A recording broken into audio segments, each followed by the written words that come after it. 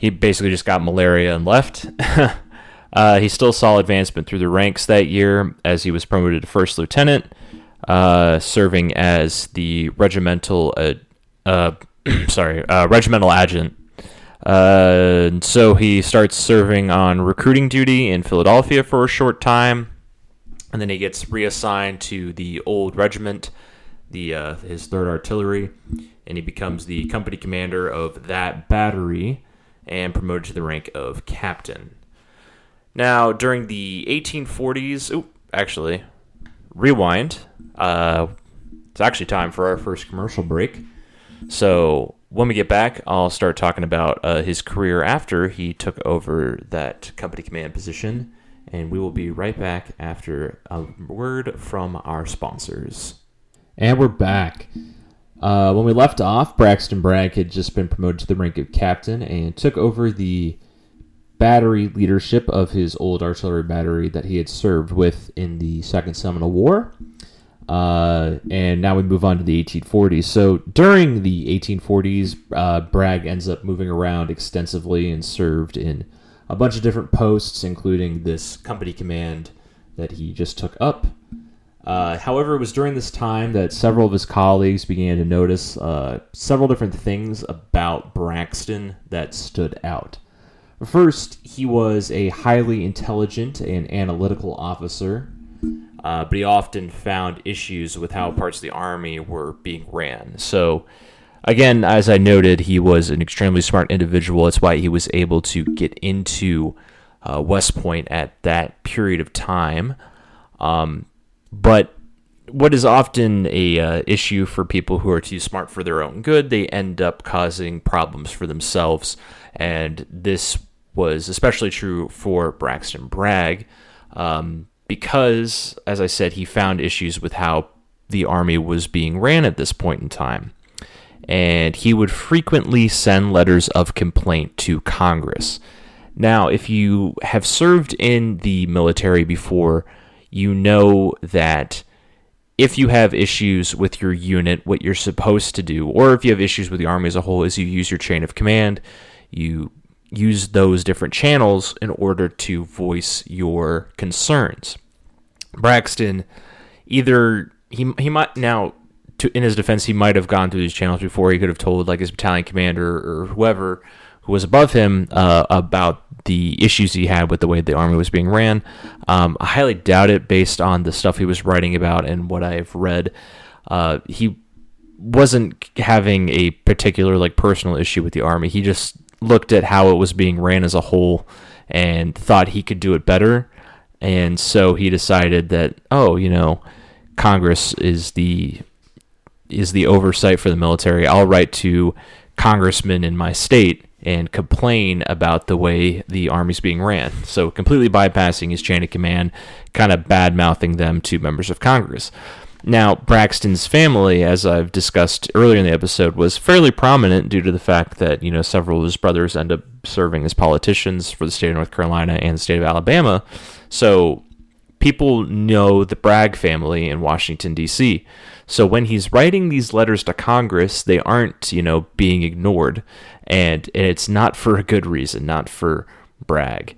And I'll discuss that here in a minute. But he ends up writing 9 different articles in the 1840s that he published in the Southern Literary Messenger, which is it was a newspaper of the time, and he sends these, I guess you could call it an op-ed article or an opinion piece. He would write these pieces, and the newspaper would publish them under a pseudonym for him. And basically, these articles laid out his issues that he had with how the Army was ran. It appears that he might have called out specific Army leaders in these articles, and eventually, due to the language that he used in these articles, or they might have been leaked to Washington, who was writing these articles. So eventually, they find out that it's Braxton Bragg who's doing this, who, again, at the time was only a captain, so he's a junior officer, and he is essentially bad-mouthing his higher echelons of leadership to the in this newspaper to the entire country. So as soon as they find out things don't go well for Bragg, but I'll get back to that in a second.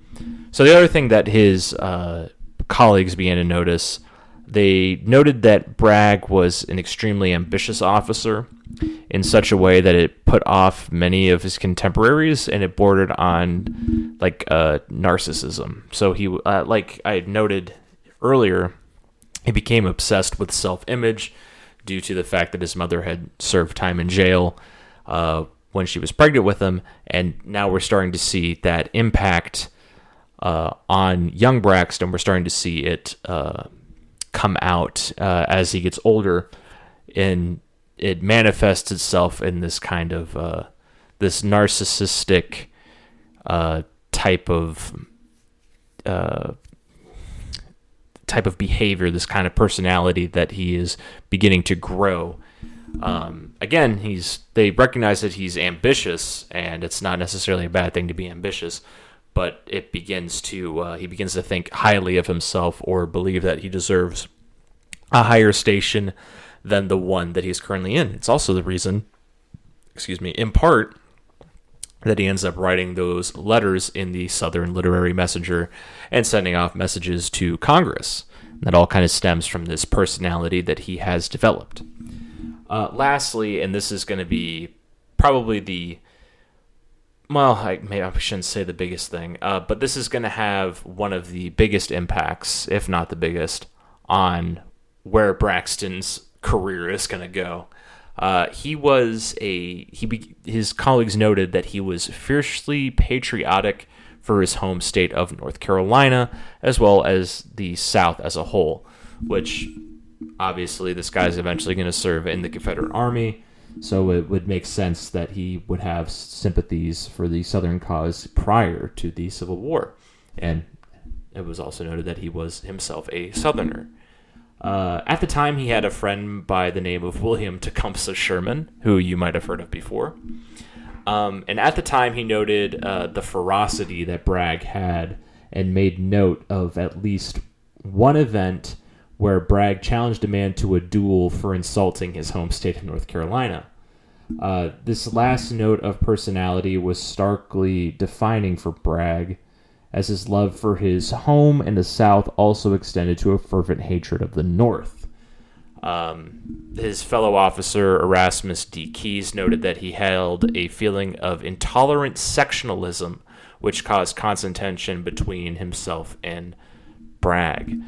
So Bragg had this, what Keyes described as a feeling of intolerant sectionalism, basically believing that the North and South should be separate, that the North was bad, the South was good.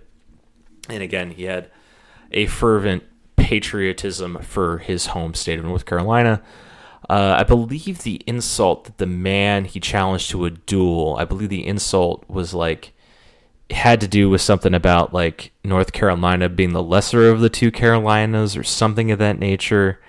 And he's in a bar when he says this, and Bragg gets pissed off, and he's there with a couple of other officers against Sherman, and I believe Keyes was also present, and he immediately throws down, and he's I'll let's have a duel here. I will stand for the honor of my home state of North Carolina, something along those lines. A very stereotypical period reaction to one's home state being slandered by another gentleman.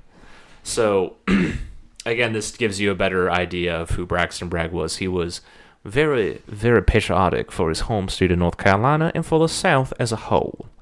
So again, that's gonna play a huge part in where his career in life goes, because really this reason more than anything else is why he's going to end up fighting for the Confederate States and lead to all the other things that we know Braxton Bragg for. Anyway, thus the defining characteristics of young Braxton Bragg were his self-obsession with perfection, his disdains for the upper echelons of the authority in the U.S. Army, and his fierce and neurotic obsession with Southern nationalism and devotion to North Carolina.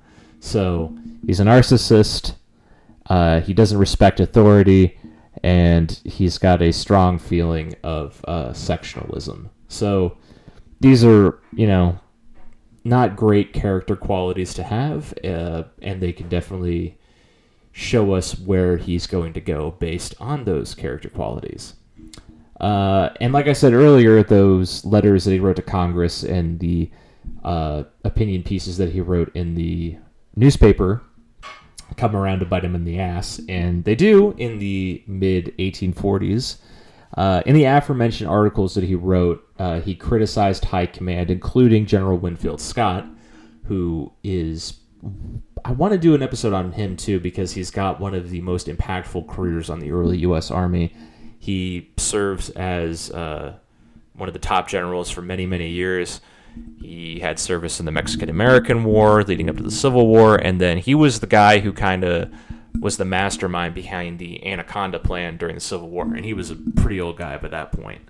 But anyway, Bragg criticizes him in these opinion pieces. And it's described the tone that he used in these opinion pieces was unprofessional and unkind, specifically towards General Winfield Scott. So following the publishment of these articles, he went on leave to go to Washington, D.C. to lobby for his proposed forms after his command specifically told him, hey, yes, you can take leave, but you better not go up there and start causing more trouble in D.C. Bragg doesn't care. He believes that he's in the right, what he knows to be true. He believes that it's important that he go to D.C. and lobby for these changes to be made in the Army, which, again, pretty unbecoming of a junior officer to be doing something like that. And so he was charged and eventually found guilty by a court-martial for disrespecting a superior officer. In this case, it would be the officer who told him not to go to D.C. during leave. This isn't a direct acknowledgement of Bragg's articles that he wrote about Winfield Scott and the other upper echelons. This court-martial doesn't have anything to do with that, but it's kind of understood that that's the reason why he was court-martialed. It was like, it wasn't that he just went to D.C. and did this lobbying thing. It was like, oh, he was kind of kicking a hornet's nest to begin with. He did this thing earlier. We're going to keep that in the back of our minds when this goes to trial. That's why he's eventually found guilty. But because, again, it wasn't about that. It was disrespecting a superior officer. It was violating that direct order not to go to D.C. So he gets off with a fairly light punishment and really had basically no impact. I can't even remember what the punishment was, but it was fairly light. He continues to serve in the Army at his rank.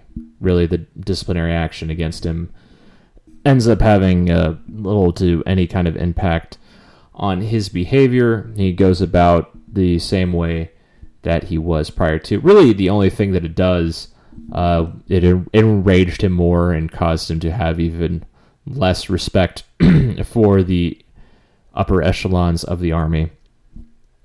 So, yeah, that's kind of the end of that. He continues to lobby in a kind of a softer way. I'll talk about that more here in a minute. He doesn't give up trying to reform the Army, but for the time being, he kind of understands now, like, hey, the spotlight's kind of on me. As much as I want it to be, I understand the negative repercussions. He wasn't stupid. He understood that he had a lot of negative attention on him now. Because at this time, he's still a captain, a junior officer, and he had gained notoriety all the way up the chain of command, all the way up to the Secretary of War at the time. So it's not good when you're, a lowly company commander, and all of a sudden the civilian who's in charge of all the U.S. Army all of a sudden knows who you are and is not a fan of yours. But again, he was allowed to continue his service despite all this. Moving on.